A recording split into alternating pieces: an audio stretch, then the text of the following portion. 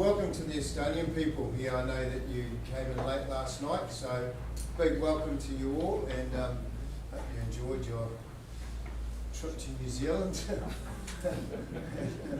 Hopefully that you find it nice and safe down here. Well, we shouldn't have any bombs or guns or anything like that going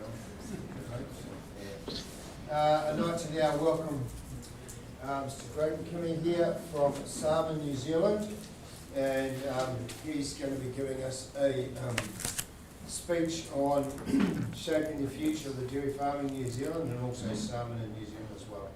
So welcome along, Craig. Oh, right. Yeah, I'm just been introduced, so Craig McKimmie from Samen, New Zealand.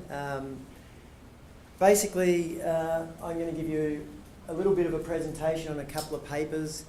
Before I start, I'll give you a little bit of an overview of what we've been doing in the last few years. So Richard gave a great presentation about the whole of New Zealand and the trends. At Samen, we're obviously a lot smaller, so we're the third largest breeding company within New Zealand, but we are the largest importer of genetics. And so from all the programs represented in all the other talks here today, we're the agency for most of the breeding programs. And so we're presented with a challenge that these breeding programs operate outside New Zealand, and we've got to try and work out what's going to happen within New Zealand. And so the bottom paper is a lot about regression equations, and that's the tool that I use to make my selection. And those regression equations have been relatively successful. We have currently the number one red bull on BW, and he's not on the RAS list today because he's got 64% reliability, but he's 214 BW, which is about a 1.5 standard deviations greater than the average of the New Zealand cow population. I haven't calculated how many standard deviations he is above the. It's about 6 above the average red breeds population in New Zealand today. So he's got 143 daughters in 12 herds. Richard talked about poll being something that's moving forward. So in the polled space, regression equations happen to throw up for us a lot of polled bulls. And so a lot of people look at it and say, oh, Samen New Zealand is sort of really pushing polled. It wasn't really about polled. It was about, we found bulls that were suitable for New Zealand, and a lot of them ended up being polled. So Hasp, who's the number one Reds breed bull, he's a single copied P. The interesting thing over the last few years with regression equations, we've thrown up a lot of bulls across all the breeds we import. For the first time, I'm not 100% sure if it's the first time in history, but it's certainly the first time in recent history we had a North American Holstein bull number one for BW. And then I'm pretty certain for the first time in history, we had last month the number one bull on the RAS list, which is the ranking of active sires, so that's the daughter-proven bulls in New Zealand, was for Friesian, was a homozygous polled Holstein from the US. So that is definitely a first, and that just shows where genomics is taking us in the world, that we can go through the world's population and find bulls that fit New Zealand that are homozygous polled, and they can come up as the number one bull in the breed. So my first paper is dual purpose Norwegian red for sustainable dairy beef in pasture systems. So 6 years ago in 2019, I sat in the audience at the Red Breeds Conference in Australia, and there was a publication from Dairy Australia on how the red cattle were performing in the population. And it looked pretty favourable, and I thought to myself, we're the agents for these red cattle. And at this point in time, we're selling less than 1,000 units of semen from all these imported red breeds cattle into New Zealand. And so I read over that paper and I thought, if that's true, that their performance is really that good, then really we should be pushing this fairly hard in New Zealand. And so I did a little bit of investigation in the existing population, and there was very small numbers, so the data was very hard to interpret, but basically I found that the outcome was very similar. So I made a big push in getting these red cattle used, and we went from selling 1,000 units a year of these red cattle to 50,000 units of semen, and we started to get some reasonable numbers of daughters. So since that conference, I've published 4 papers on red breeds with the data created from those inseminations in herds where we had comparative data. So it's not breeding values, heterosis isn't taken out like in breeding values, and there's no ancestral linkage. So this is just raw phenotype predictions and outcomes, which is very similar to studies done around the world in crossbreeding trials. So this study was done in cooperation with Geno, the Norwegian Reds, Lincoln University and Samen, New Zealand. So the reason we looked at dual purpose is, why does this matter? Because our pasture-based dairy systems generate surplus dairy origin calves. Low beef value is both a profitability and a welfare issue.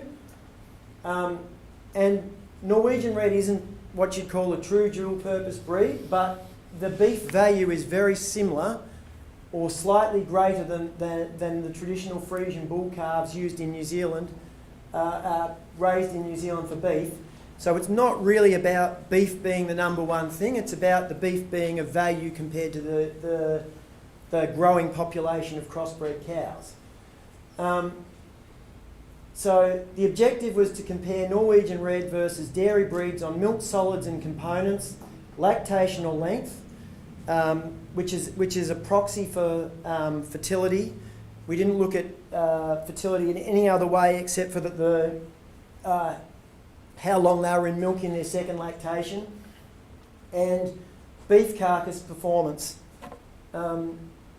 So I'm not sure whether Hum had put in this paper there was a whole lot of beef data which wasn't from New Zealand, and I don't think Hum had put that into this presentation. But what we've got is a data set with Viking Red, Norwegian Reds and New Zealand Friesians.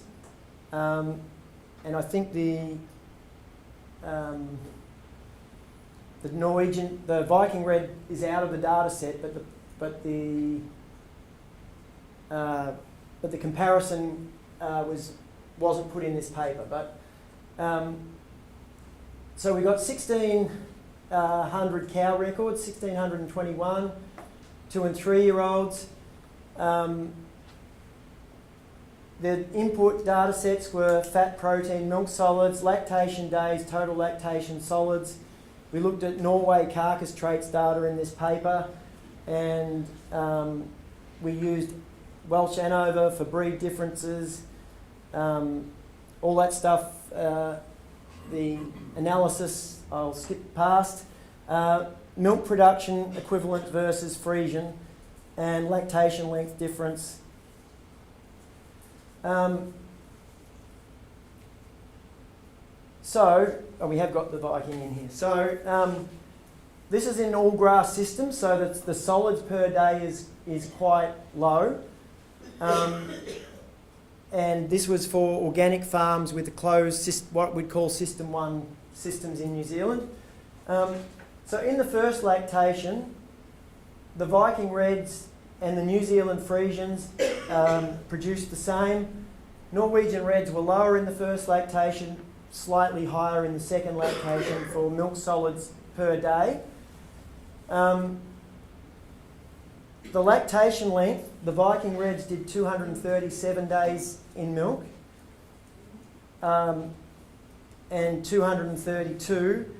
The Norwegian Reds, which is where the real value comes in, did 243 days in milk in the first lactation. In the second lactation, they did 269 days in milk.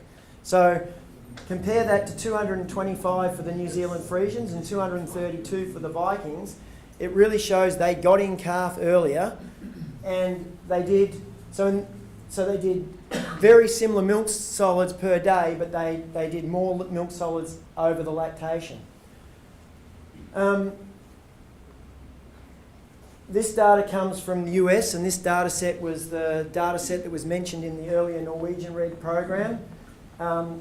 It was just looking at carcass weight in pounds. The Norwegian Red Cross Holsteins had more carcass weight, more carcass value, and then we looked at the data in Norway, and we found that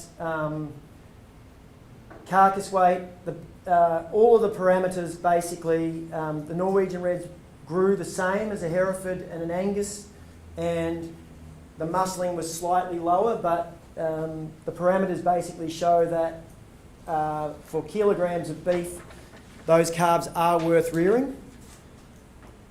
So the key takeaways from this study was you can use Norwegian Red where you want, the dairy performance without loss of milk solids, and the surplus bull calves have a materially improved beef value.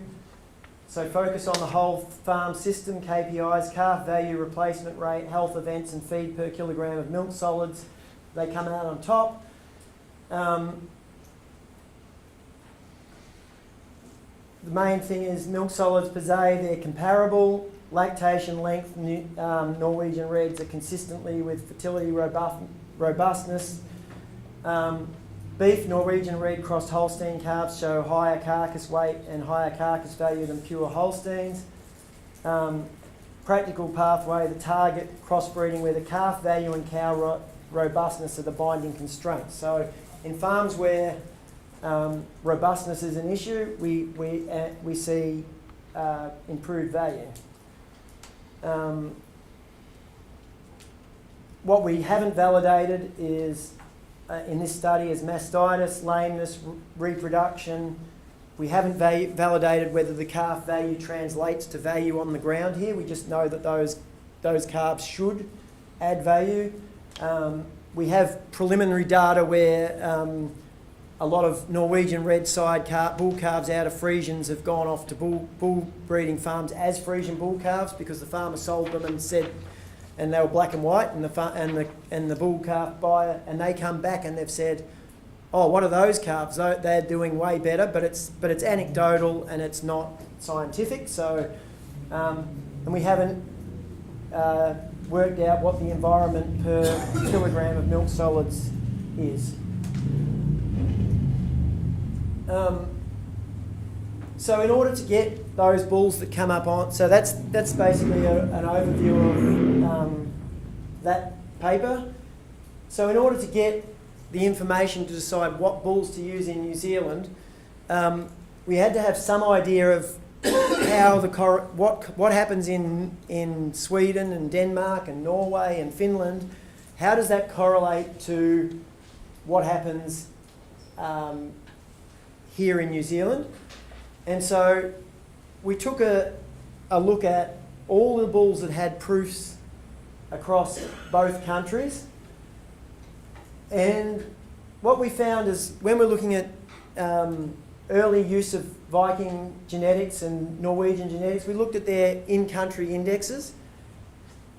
And we found that those indexes were optimised for those conditions, and the outcome, if we're selecting on home country indexes, is pretty uncorrelated to what happens within New Zealand. But if we select for a different objective function, i.e. breeding worth, or BW, the national index, ranking reorders considerably.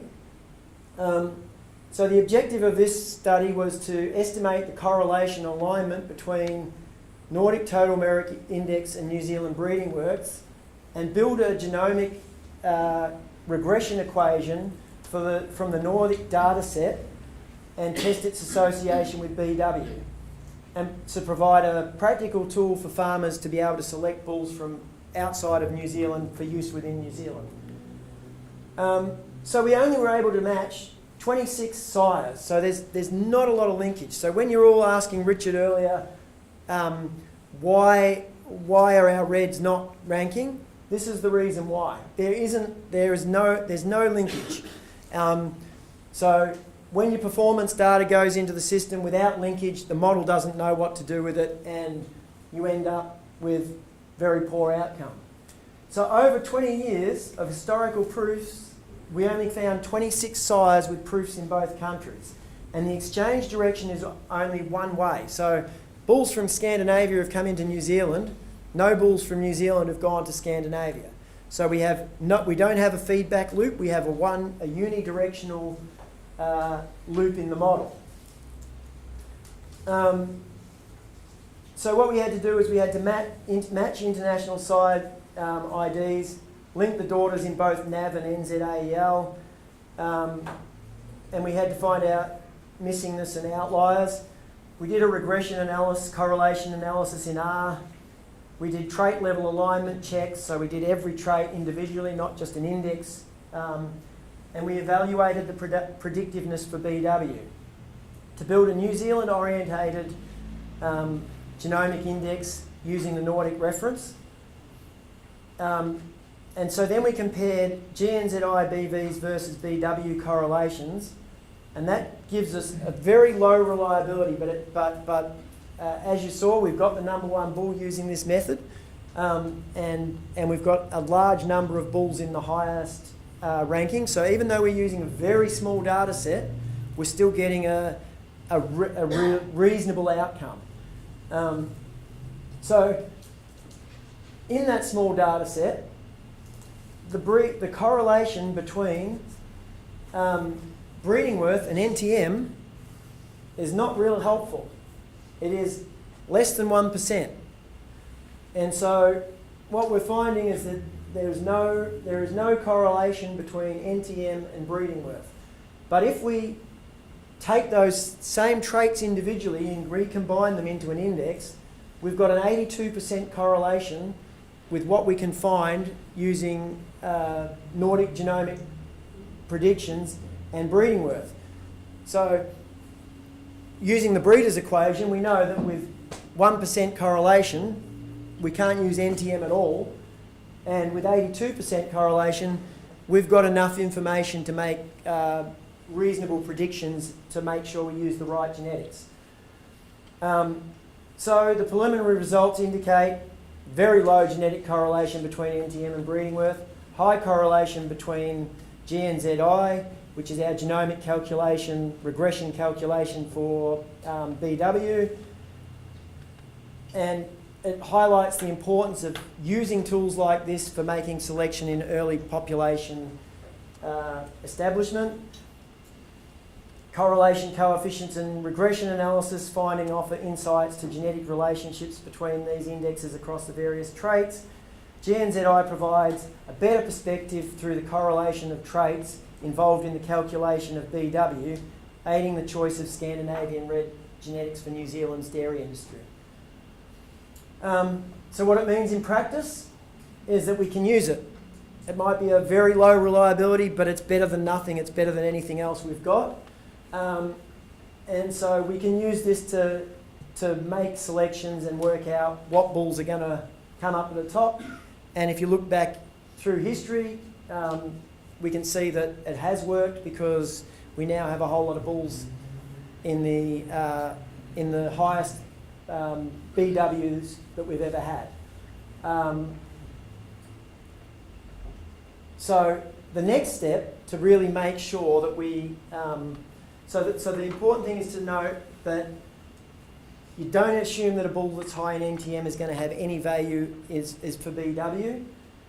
The reference is very small, so 26 sires. So you don't treat this as gospel. You treat this as exploratory and preliminary. And the next step is to grow the connected reference population. We need to make sure more shared sires, and ideally that would be a two-way exchange where the bulls that we genotype here went back to the other countries and got tested to see how it went. Obviously we don't have enough breeders to make that to make that really happen because we just don't have enough cows, but ideally that would be the best way to get this whole system moving. So we've done trait level evaluation under New Zealand grazing conditions, and that needs to keep going. And then we need to evaluate the stability of cross-validation, bias dispersion and re-ranking metrics. So, but really the crux of it is we need more data. If you want to see red breeds fairly represented in New Zealand, we just simply need more data. We need more linkage. We need every person who's got red cows to use 20 bulls from overseas and try, even if it's a small number, just to get more linkage into the program. And then we may one day we might see the same results in the breeding indexes as what you're seeing on farm. Thank you. That's a hasp, crossbred by hasp, which is the #1 BW Viking Red or red breeds sire in New Zealand. And anybody got any questions?